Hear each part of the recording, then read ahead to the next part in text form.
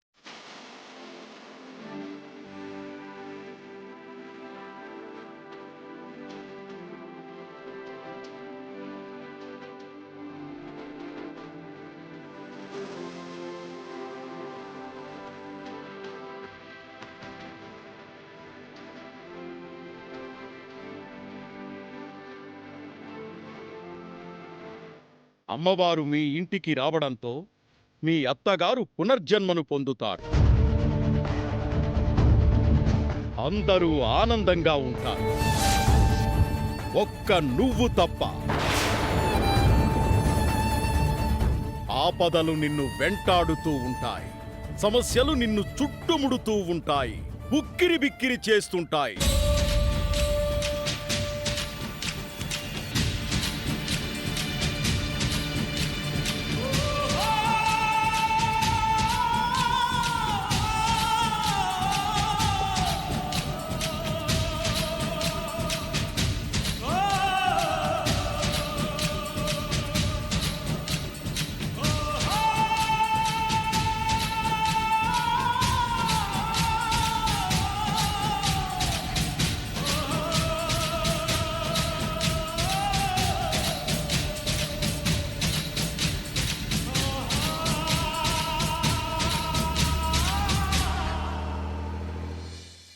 ఏదో రకంగా పెళ్ళైతే ఆగిపోతుందనిపిస్తుంది.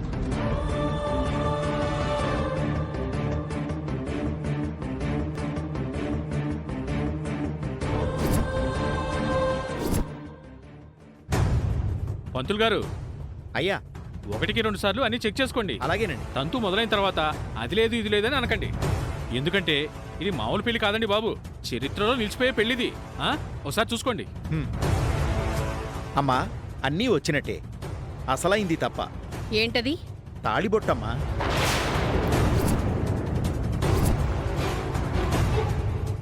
శ్రీకర్ నాకు కట్టబోయేది ఆ తాళి పంతులు గారు.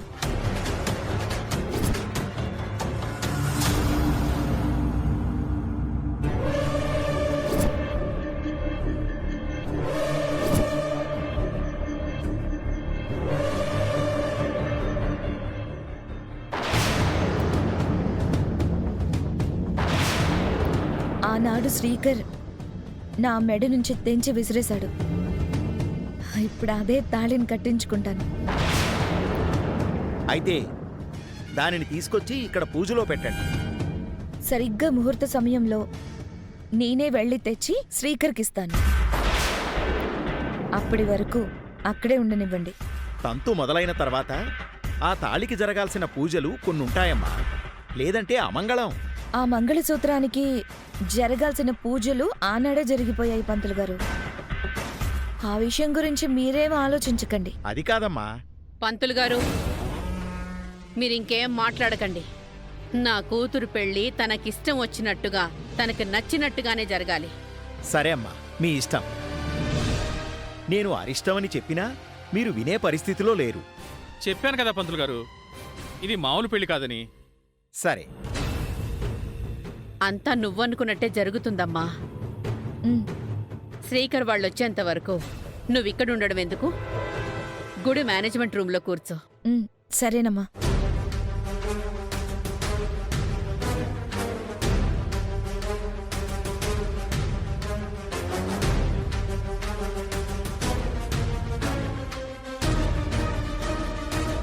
తొందరగా రా శ్రీకర్.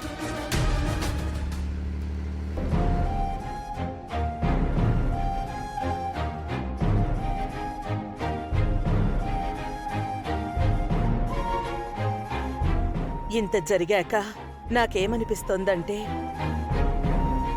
అమ్మవారి విగ్రహంను మనింటికి తీసుకురాకుండా ఉండాల్సిందనిపిస్తుంది. రుద్రాణి అలేఖ్యల ముందు అవని తల వంచకుండా మాట ఇవ్వకుండా ఉండాల్సిందనిపిస్తుంది. అమ్మవారు మనింటికి రాకుండా ఉండాల్సిందనే మాటను నేను అనకూడదు గాని అవని గురించి అలా అనాల్సి వస్తోంది. అమ్మవారు అవని వలన రాకపోయి ఉంటే పౌర్ణమి నాడు నువ్వు మాకు దక్కుండేదాను కాదు వేదా. వెదవ ప్రాణం పోతే పోయుండేది. నా కొడుకు కోడలు జీవితాలు భవిష్యత్తు బావుండేవి కదా. నేను బ్రతికి ఉద్ధరించేది ఏముంది? ఇంకెప్పుడు అలా అనకండి అత్తయ్య. మీ ఆయుష్ 10 ఊళ్ళకి ఆయుష్, మీ క్షేమం 10 ఊళ్ళకి క్షేమం. జనాల కంటికి కనిపించని దేవత అన్నపూర్ణాదేవి అయితే కనిపించే దేవత మీరు. మీరు లేని నాడు 10 ఊళ్ళు చీకటిగా మారిపోతాయి. జనాల కోసం నా ఇంట్లో వాళ్ళని వదులుకోవాల్సొస్తుంది. ఆ జనం కోసం మనం ఎంతటి త్యాగమైనా చేస్తామనే కదత్తయ్య. మన కుటుంబం అంటే అందరికీ అంత గౌరవం. నువ్వు జనం గురించి ఆలోచిస్తున్నావు, నేను నీ గురించి ఆలోచిస్తున్నాను. ఇప్పటికైనా మించిపోయింది లేదు, మరోసారి ఆలోచించావని. ఇప్పుడు ఇంకా ఏం ఆలోచించలేను బాబా. సమయం మించిపోయింది. ఇంకా 2 గంటల సమయం ఉందామని. ఇంకా అసలు వదలుకో బాబా. నువ్వనుకున్నట్టు జరగకపోతే నువ్వు తట్టుకోలేవు.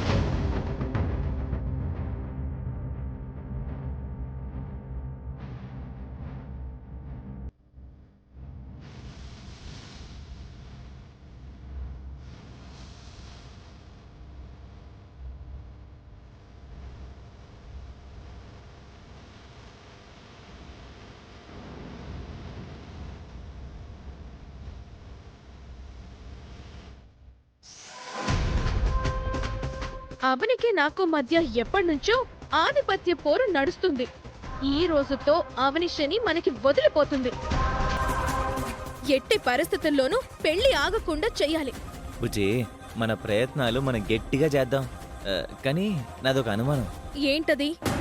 పెళ్లి ఆగకూడదని మనం అనుకున్నట్టే పెళ్లి ఆగిపోవాలని ఈ అవని శ్రీకర్లతో పాటు సుజాత కూడా అనుకుంటుంది.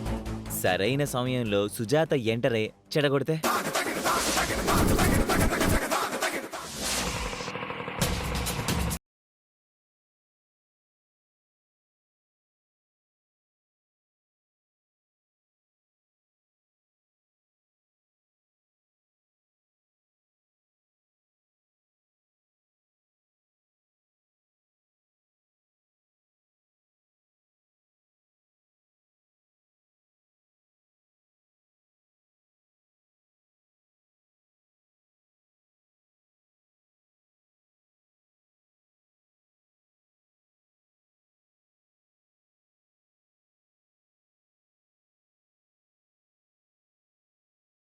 కన్ను కంటిన్యూస్గా అదురుతుందక్క.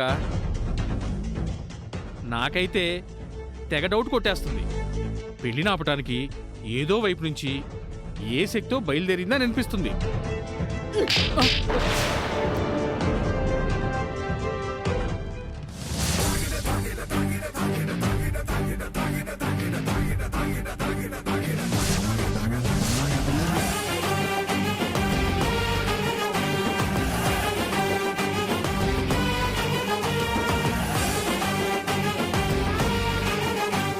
ఇంత దూరం వచ్చిన పెళ్లిని ఇక ఏ శక్తి ఆపలేదు. నువ్వు చెత్త మాటలు మాట్లాడకు.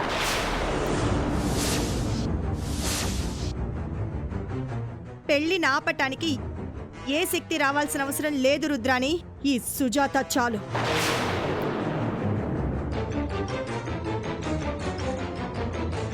రేయ్, నువ్విక్కడ ఉండడం అంత మంచిగా అనిపించడం లేదు. నువ్వు ఇంటికి పోరా. అక్క ఇక నేనేం మాట్లాడలేక ఇక్కడే ఉంటాను. అయితే నోరు మూసుకొనుండు. సరే అక్క. నా చెల్లెలి జీవితాన్ని నాశనం చెయ్యాలని చూస్తున్నా ఆ శూర్పణఖ ఇక్కడుంది.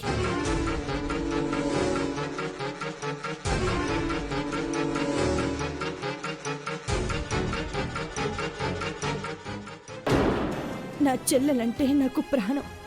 నా చెల్లెలి కోసం ఈ పెళ్లిని ఆపాలి. అందుకోసం ఇప్పుడు నేను ఒక పనిని చేయడానికి వచ్చాను. అది తప్పని నాకు తెలుసు. అలక్యతో శ్రీకర్ పెళ్లి జరగడం అంతకంటే తప్పు. నన్ను అర్థం చేసుకుంటావని అనుకుంటున్నాను.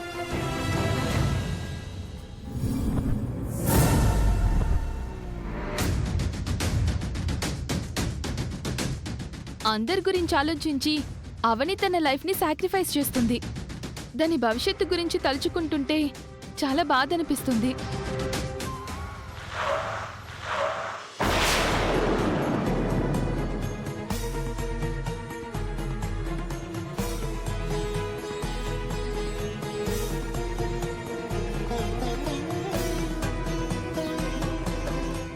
నమస్కారం అండి. నా ఫ్రెండ్ గీత అత్తయ్య. దీని పెళ్లి విషయం మాట్లాడదామని ఈ ఊరొచ్చాను. అప్పుడే అమ్మవారి విషయం, రుద్రాణీల విషయం బయటపడ్డాయి.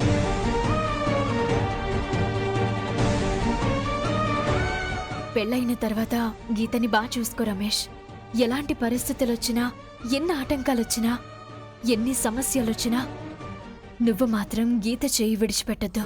నా కాబోయే భర్తకు ఇన్ని బుద్ధులు చెప్తున్నావు, మరి నువ్వు నీ భర్త విషయంలో ఎందుకు ఇలాంటి నిర్ణయం తీసుకున్నావు? ఎన్ని సమస్యలొచ్చినా నువ్వు శ్రీకర్ గారిని వదలకూడదు కదా.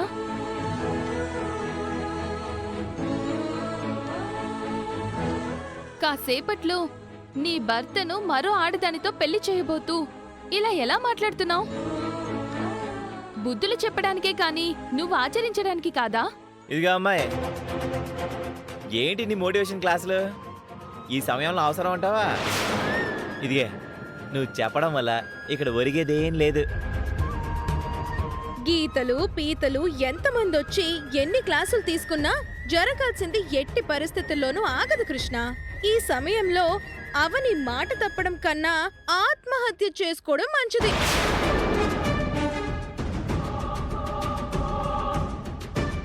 అసలు అవని జీవితం నాశనం అవ్వటానికి మొదటి నుంచి మీరే కారణం. మీరంటూ శ్రీకర్ గారిని ఇష్టపడకపోయుంటే ఈ రోజు పరిస్థితి ఇంత దూరం వచ్చేది కాదు. ఏయ్, నువ్వు నీ ఫ్రెండ్ గురించి మాట్లాడు. నీ ఫ్రెండ్కి సపోర్ట్ చేసుకో, తప్పులేదు. నా జోలికి వచ్చావంటే మర్యాదగా ఉండదు. బుజ్జే, అసలు ఇలాంటి వాళ్ళకి మాట్లాడే అవకాశం ఇవ్వకూడదు. మా అందరం లోపలికి వద్దాం, పదండి, రండి. ఆంటీ, చిన్న కోడల జీవితం నాశనమైపోతుంటే మీరెలా భరించగలుగుతున్నారు? అవనిది మీ జాతకం కాదని చిన్న చూపా? అలాంటి అభిప్రాయాలు, అలాంటి కోపాలు ఎప్పుడూ పోయాయమ్మా. నాలాంటి జాతకం కలిగింది కాకపోయినా అవని అంటే నాకు ప్రాణం.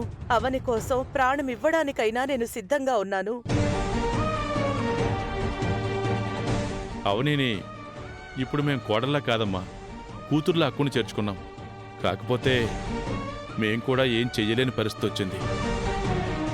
గీత, ఓ స్నేహితురాలిగా నువ్వు నా గురించి బాధపడ్డంలో అర్థం ఉంది. తప్పులేదు, కానీ ఆ దైవం నాతో ఇలా చేయిస్తుందని అనుకోక తప్పడం లేదు. ఎందుకంటే నేను నా భర్తని త్యాగం చేయడానికి సిద్ధపడ్డం వల్లే అమ్మవారు మా ఇంటికొచ్చింది. అత్తయ్య ప్రాణం నిలబడింది.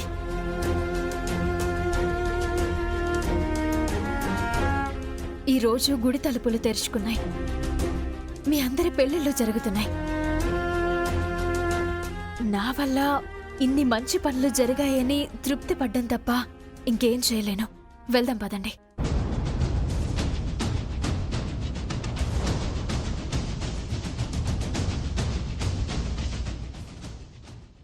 రుద్రాణి గారు, ఏంటి పంతులు గారు?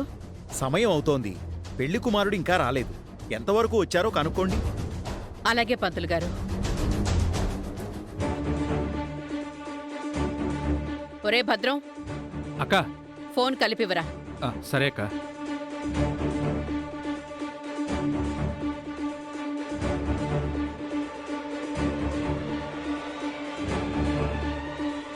అదిగో వస్తున్నారు.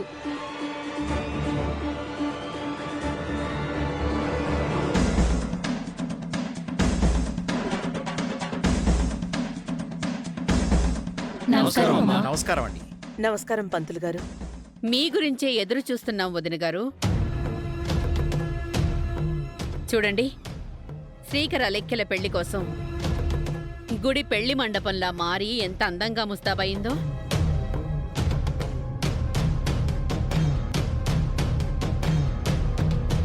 గట్టంనేని వేదవతి గారి కొడుక్కి, కనకమేడల రుద్రాణి గారి కూతురికి పెళ్లి అంటే మామూలుగా ఉంటుందా మరి?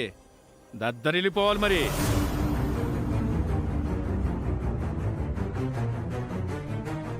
అవును, మీ కుటుంబ సభ్యులు మిగిలిన వాళ్ళు రాలేదేంటి? కొన్ని కారణాల వల్ల వాళ్ళు ఆగిపోవాల్సి వచ్చిందిలేండి. సర్లేండి, ఎవరున్నా లేకపోయినా వధూవరులుంటే చాలు. ఈ పెళ్లి బ్రహ్మాండంగా కన్నుల పండుగగా జరిగిపోతుంది. రుద్రాణి, చెప్పండి వదినా. ఒక మాట. పెళ్లి విషయం గురించి మరోసారి ఆలోచించు అన్న మాట కాకుండా మీరింకేమైనా చెప్పండి, నేను మీ మాట కాదన్ను.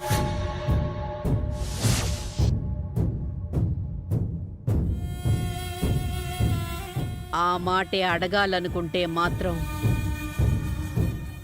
అది జరిగే పని కాదు.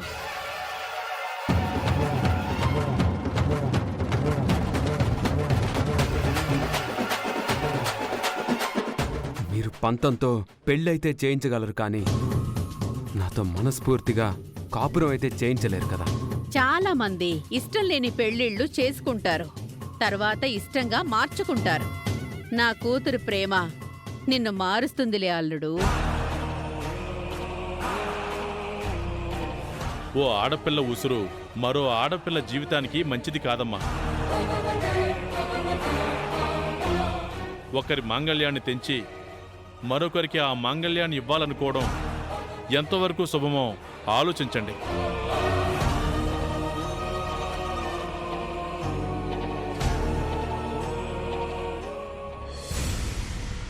అవని పుణ్యమా అని గుడి తలుపులు తెరుచుకున్నాయి. మా పిల్లల పెళ్లిళ్ళు జరగబోతున్నాయని మేమంతా ఆనందంగా ఉన్నాం. మీరిప్పుడు ఇలా మాట్లాడుతున్నారేంటి వేదవతి గారు?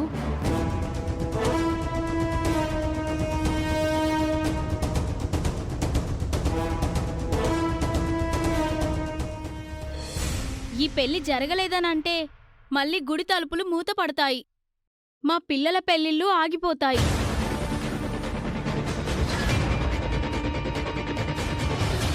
ఏ వయసులో జరగాల్సిన ముచ్చట్లు ఆ వయసులో జరగాలి అంటారు. ఇప్పటికే మా పిల్లల వయసులు పెళ్లిళ్ళు దాటిపోయాయి. ఇప్పుడు కూడా పెళ్లిళ్ళు ఆగిపోయాయంటే జీవితాంతం కళ్యాణ గడియలు లేనట్టే లెక్క. ఇవన్నీ వీళ్ళ డైలాగులు కాదు. అక్క ముందే ఈ గ్యాంగ్ని ఈ రకంగా సిద్ధం చేసుకుంది. నువ్వు మామూలు దానివి కాదక్కా. అందరి మాటలు విన్నారు కదా. ఇక్కడి దాకా వచ్చిన తర్వాత మీరింకా ఆశపడ్డం దురాశే అవుతుంది అత్తయ్య.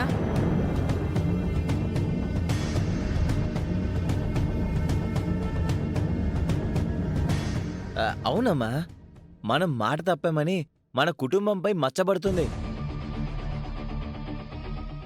అమ్మా, పెళ్లి తంతు మొదలు పెడదాం. వరుణ్ణి తీసుకొచ్చి పీటల మీద కూర్చోబెట్టండి.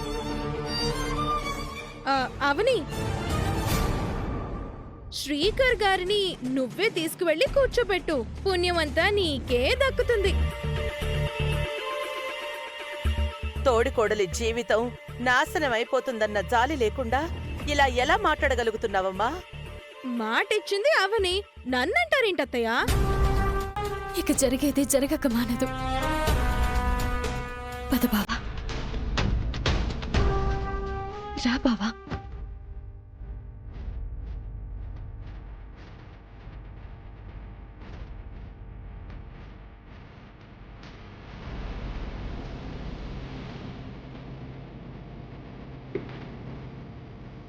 రా బావా.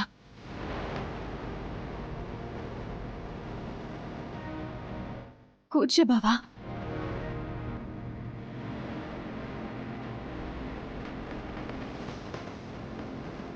రేయ్ చిన్నపిల్లల్లా ఏంటా మొండితనం అందరూ చూస్తున్నారు కూర్చో